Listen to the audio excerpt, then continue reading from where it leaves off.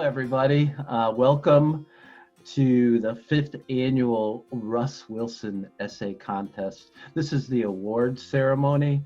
I am so blessed to have the family of Russ Wilson with me. And I didn't think I was gonna choke up so fast, but I am. We have Cheryl, Mike, and Dan.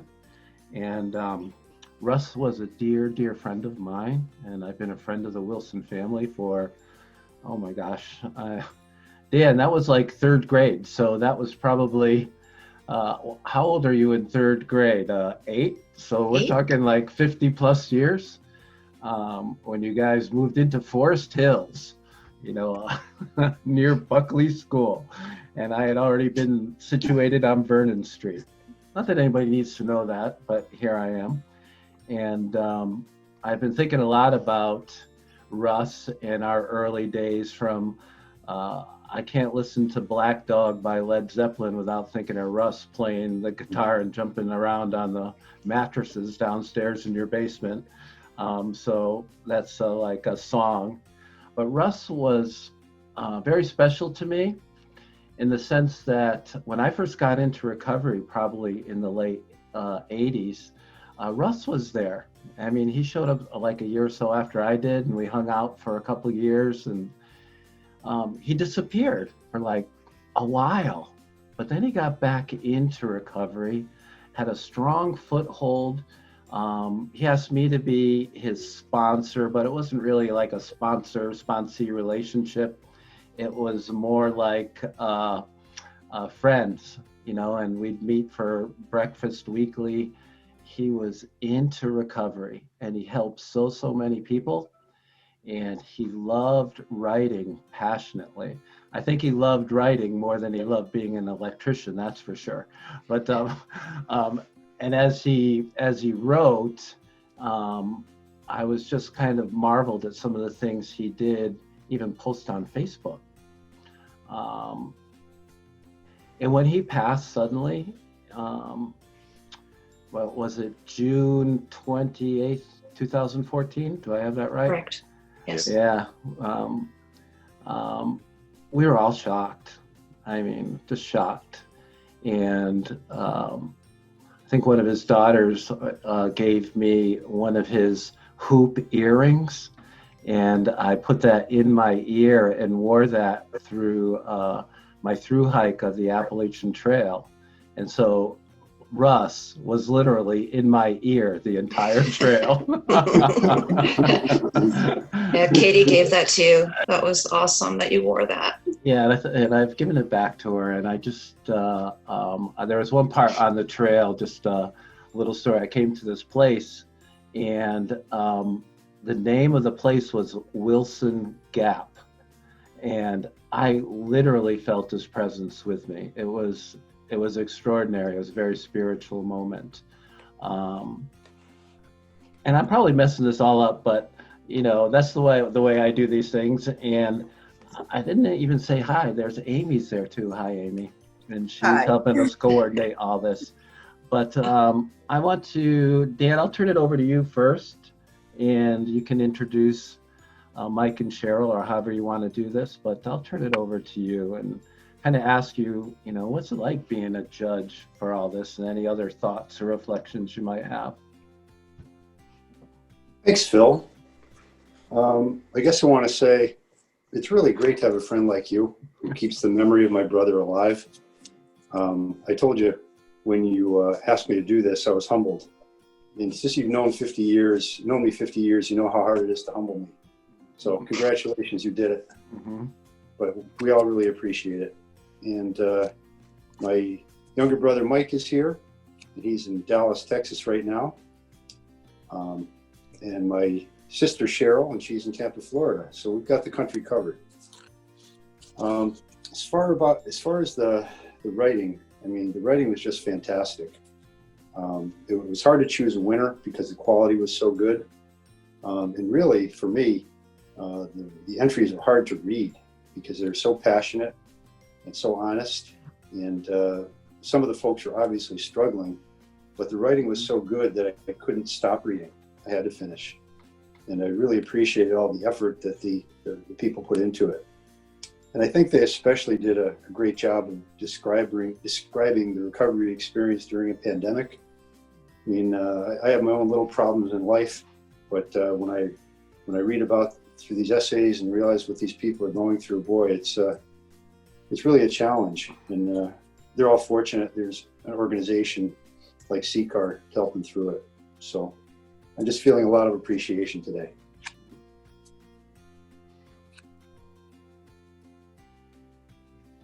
Who'd like to go next? I will. So first of all, I want to echo what Dan said, how appreciative we are for you, Phil, personally, and for CCAR, the organization, because this Russ Wilson essay contest, well, you know, it's painful because we lost our brother and my parents lost their son. The contest brings him back to life in a really cool way because it addresses one of his greatest passions, which was writing. And so just thank you for you and Amy and the entire organization for doing this contest every year. It means a great deal to us to keep his memory alive and to do it under the umbrella of writing. So I wanted to talk about why this contest means so much to us. And I want to talk about Russ's 3 greatest passions. Anybody that knew him at all, and certainly those who knew him well, know that his daughters were number 1. Throughout their lives, they were absolutely his love, his joy, his gold, his dreams, his aspirations, his pride. Chelsea and Caitlin. So that was always number 1 for him, was his daughters. Number 2 was very close second, and that was his sobriety. As you mentioned, he was almost 8 years sober when he passed away. He took his sobriety very, very seriously. He worked the meetings, he studied on his own. The things we found in his home the day that he was found, or the day after, I guess, when we went in, reflected that commitment and that passion in his writings and his books, and his commitment to his faith and to all the people who were in recovery along with him. But his sobriety was his very much a second passion for him. And then third, of course, as we talked about, was writing. Russ was the owner of an electrical contracting business that he took over from my dad, and he loved that business. But his passion was always writing. And in his last few years, he was beginning to exercise that passion, not only on the side creatively, which he'd always done, but professionally, writing grants for CCAR and some other client work. And he was just absolutely blossoming with the writing and being able to do what he always loved and actually earn money doing it. He was on cloud 9. I would say that because of those 3 passions, we're very blessed because Russ was at the height of happiness when he passed away. He really was. He was happier than he'd ever been. He was more relaxed than he'd ever been. And so we're just incredibly grateful for all those things. Thanks, Cheryl. Mm-hmm. Mike?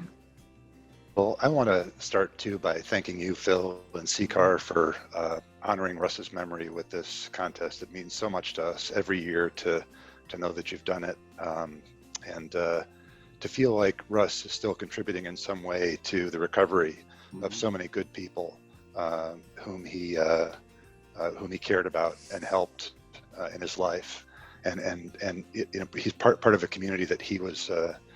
It's a community that he was very much a part of and invested in, and so it's nice for us to know that in some small way he still contributes to people's happiness and success in life. This, for me, this is a particularly meaningful way to honor Russ, through a writing contest. I think. So Russ was my big brother, as is Dan. The order was, as you can clearly see from my youthful look, the order is Russ was the first, and then Dan, and then me, and then Cheryl came along a couple of years later. You always look up to your big brother, right? I've now lived longer than Russ had the good fortune to live, but he'll always be my big brother. And I've had a career in writing and journalism. I make my living in words. And it happened, I believe, fundamentally because Russ was my big brother, that he started writing things and sharing stories in high school. And I saw the talent and the gift he had for telling stories and just wanted to emulate it. I think I probably had it in me anyway, to some degree, to be this in my life, in my career. But I think it was sparked by my admiration for my big brother and what he could do with words. So I think that he had the soul of a writer, even though he didn't always have the paycheck or job description of a writer his whole life. He never lost the soul of a writer. And I also want to mention, just as maybe of interest to the CCAR community, so I've been a journalist for my whole career. It's 38 years now in journalism and newspapers and websites around the country, and I'm now an editor for the New York Times. And I've spent a good deal of time, I really spent my career assessing writing my own things and assessing other people's writing, both as an editor day to day, but also as a contest judge in different contexts. So I've been in many situations where people submit their very best journalism work from around the country, and I've been privileged to be among a group of judges to decide the winners. And so, that includes 4 stints as a member of the Pulitzer Prize jury, choosing the most honored work in journalism. So, bringing that same eye and sensibility to this work, and have to say, how moved I was. I think the word I used was wrecked in talking to my brother and sister by the incredible honesty and vulnerability that people showed in their writing, but also just the writing skill. And I left this process with enormous respect for the stories that people are telling and the experiences they're having, and the courage that they're showing in trying to make the very best of their lives. So humbled is a great word. Dan already used it. So I'll plagiarize my brother and say I'm also humbled by this experience and grateful to have been part of it. Thank you all so much. I too read the entries, and I work in the recovery field, and I know that a lot of the people that are pouring their hearts out, this is I think you're reading a lot of their own personal healing going on while they're writing, and the times I've written here and there, I also understand that it's a process for me that really helps with my journey of recovery. So I only want to see this grow and get a little bigger and more entries, and I don't want to overwhelm you guys with entries if you're willing, but I just think it's a but it's universal, right? And the written word will last. Even in this digital time, I believe the written word will have a legacy all its own. So with that being said, would you guys do us the honor of announcing the winners? And I know that you didn't know who wrote what. You just receive them like in numbers, right? Numbered essays. So you don't know the authors, you don't know where they're from, and you just kind of base you rank them in that manner. So love to hear what you came up with.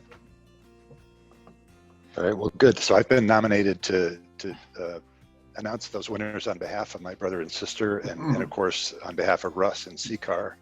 And our dad. And our dad. Mm-hmm. We wanted to mention that as we went through and tried to determine winners, it was very difficult to separate the one high quality essay from another, and where we ended up was with a 3-way tie for second place and a single first place winner. And so I'll build up to it by saying here are the second place award winners. They're all tied. They will divide up the remaining prize money after first place and also receive a CCAR prize pack, I'm told. Mm-hmm. So the second place winners are Lyndsey Cox of Okanogan County in Washington State, Maura Nessan of Lansing, Michigan, and Danielle Levesque of West Haven, Connecticut.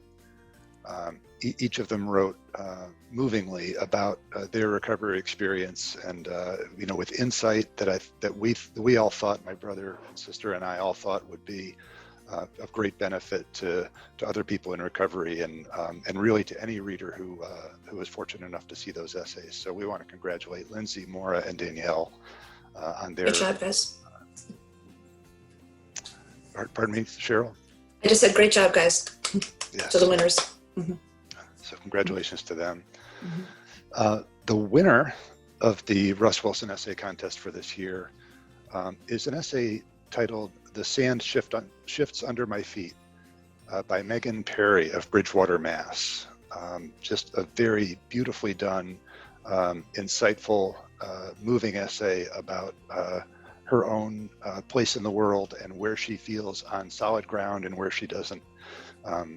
Extremely well done. It reminded us of Russ's own writing and his approach to things, and that was a special pleasure. But even if it hadn't, this was a very strong and meaningful essay for us, and we want to congratulate Meghann on this beautiful piece of work. Yay. Hey. Great job, Meghann.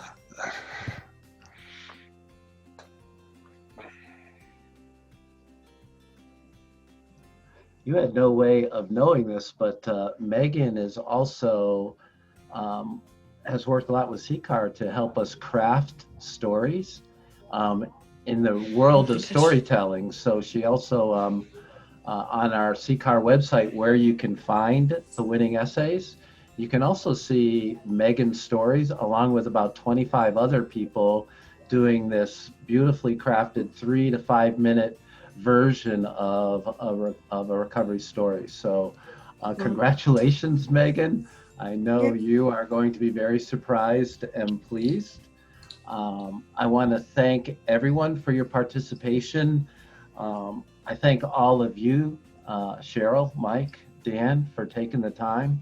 So appreciative, and your words are so meaningful that I think this year's contest was a roaring success. And I too am so glad to do whatever I can for Russ and what he meant to me personally, what he meant to CCAR, what he's meant to the recovery community. So thank you. Thank you, Thanks, Phil. Phil. Thank you, Amy. Okay.